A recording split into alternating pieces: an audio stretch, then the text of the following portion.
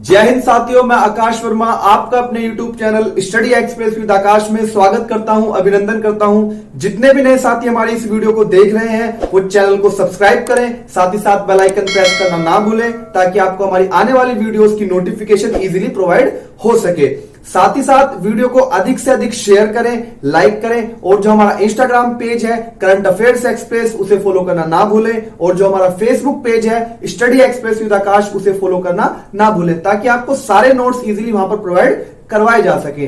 तो जैसा कि साथियों आपको पता है कि हमने अपने चैनल के माध्यम से सामान्य हिंदी की क्लासेस शुरू कर रखी थी, जिसके तहत हम वर्णमाला पढ़ चुके थे, हम संज्ञा पढ़ चुके थे, हम सर्वनाम पढ़ चुके थे, हम लिंग पढ़ चुके थे।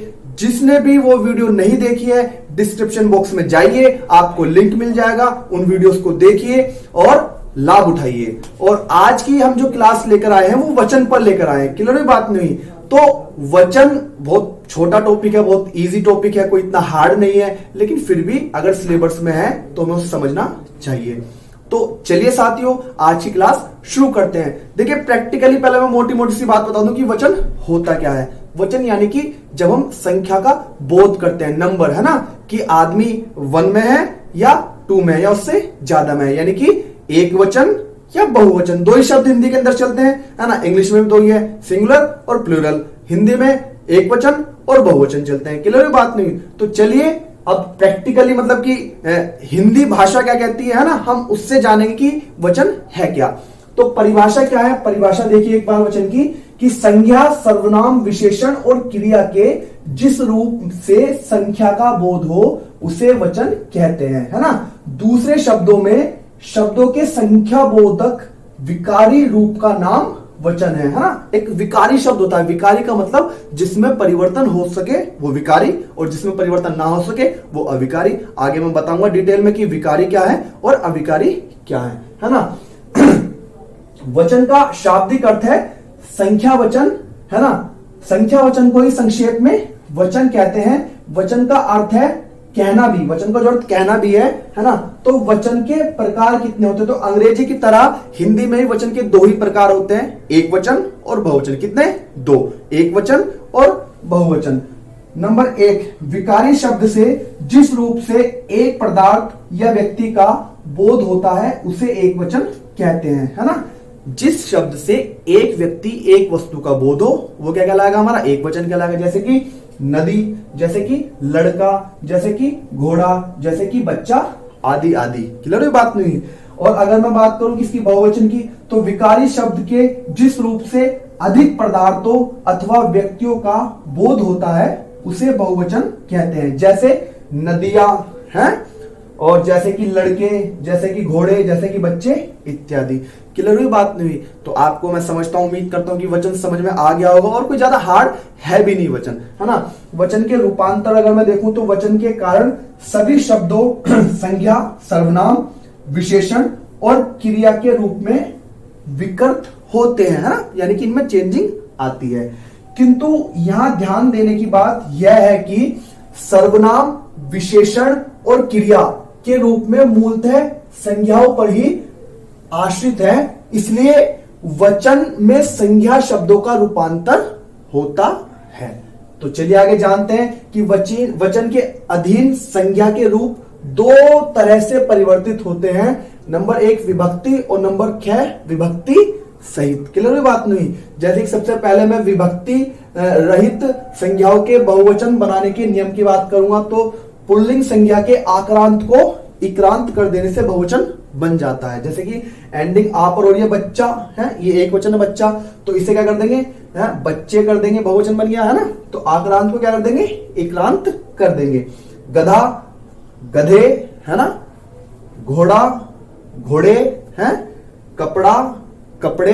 क्लियर बात नहीं? और पुल्लिंग आक्रांत के सिवा शेष मात्राओं से अंत होने वाले शब्दों के रूप दोनों वचनों में एक से रहते हैं। दोबारा समझो, पुल्लिंग आक्रांत के सिवा शेष मात्राओं से अंत होने वाले शब्दों के रूप दोनों, है ना, वचनों में एक से रहते हैं। जैसे कि बच्चा पढ़ता है ना, बच्चे पढ़ते हैं, है ना। हाथी आता है और हाथी आते हैं।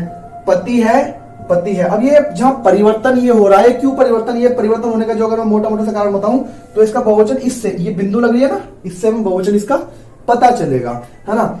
जैसे कि दयालु आया, दयालु आए, क्लियर हुई बात नहीं हुई यहां पर। और अगर मैं तीसरे रूल की बात करूं तो आक्रांत स्त्रीलिंग एक वचन संज्ञा शब्दों के अंत में एंग लगाने से बहुवचन बनता है। जैसे कि शाखा, शाखाएं हैं, जैसे कि कथा, कथाएं, जैसे कि कामना, कामनाएं, है ना, जैसे कि वार्ता और वार्ताएं। क्लियर है बात। इससे आगे हम जानते हैं कि आक्रांत स्त्रीलिंग शब्दों का बहुवचन संज्ञा के अंतिम आ को ए कर देने से बनता है। जैसे कि गाय, गाय का गाय कर देंगे, बात, बात का बातें कर देंगे, रात, रात का रातें कर देंगे। यहाँ देखो ये बिंदी लगेगी यहाँ पर, है ना। और सड़क, सड़का, इसका सड़के कर देंगे, ठीक है। और पांचवा क्या है, इकारांत या इकारांत स्त्रीलिंग संज्ञाओं में अंत्य ई को ह्रस्व कर अंतिम वर्ण के बाद या जोड़ने, अर्थात अंतिम ई या बड़ी ई को इया कर देने से बहुवचन बनता है। जैसे कि तिथि, तिथि का कर देंगे तिथियां, हैं, रीति, रीति का रीतियां, नीति, नीति का नीतियां, नारी, नारी का नारियां, है ना। क्लियर हुई बात नहीं हुई यहां तक। फिर छठा क्या है इसमें जो रूल है, जिन स्त्रीलिंग संज्ञाओं के अंत में या आता है उनमें या के ऊपर चंद्र बिंदु लगाने से बहुवचन बनता है। जैसे कि डिबिया, अब इसमें चंद्र बिंदु लगा दो, डिबिया है, बहुवचन हो गया। चिड़िया, है ना, चिड़िया, ये बहुवचन बन गया। क्लियर हुई बात नहीं। तो ज्यादा अंतर नहीं है, सिर्फ चंद्र बिंदु लगाने का इसमें अंतर है। लास्ट क्या बचा, संज्ञा के पुल्लिंग अथवा स्त्रीलिंग रूपों में बहुवचन का बोध प्राय गण, वर्ग, जन, लोग, वृंद इत्यादि लगाकर कराया जाता है। जैसे कि नारी, है ना, नारी वृंद। जैसे कि पाठक, पाठक गण, है ना, यहां गण लगा दिया हमने एंड में। नारी, नारी वृंद करती, ये भी क्या बन गया इसका बहुवचन बन गया। आप, है ना, आप लोग करके लोग लगाकर हमने इसका बहुवचन बना दिया। जैसे कि स्त्री, स्त्री जन कर दिया, तो ये क्या बन गया इसका बहुवचन बन गया। अधिकारी, तो अधिकारी में अधिकारी वर्ग कर दो या अधिकारी गण कर दो, तो इसका क्या बन जाएगा बहुवचन बन जाएगा। तो साथियों इस तरीके से वचन क्या हुआ, कंप्लीट हुआ। वचन बहुत छोटा टॉपिक है, बहुत इंटरेस्टिंग टॉपिक है और कोई इतना हार्ड भी नहीं है, आसानी से समझ में आने वाला टॉपिक है। और वीडियो में जाते जाते आपसे अपील करूंगा कि वीडियो से संबंधित कोई भी सुझाव हो, कोई भी शिकायत हो, कमेंट बॉक्स में आपके सुझाव, आपकी शिकायत आमंत्रित है। और आपसे जाते जाते पुनः अपील करूंगा कि हमारे चैनल को सब्सक्राइब करें, साथ ही साथ बेल आइकन प्रेस करना ना भूलें, ताकि आपको हमारी आने वाली वीडियोस की नोटिफिकेशन इजीली मिल सके। और साथ ही साथ जो हमारा इंस्टाग्राम पेज है करंट अफेयर्स एक्सप्रेस, और जो हमारा फेसबुक पेज है स्टडी एक्सप्रेस विद आकाश, उसे भी फॉलो करना ना भूलें, ताकि आपको सारे नोट्स वहां पर इजीली प्रोवाइड करवाए जा सके। इसी के साथ जय हिंद, जय भारत, धन्यवाद।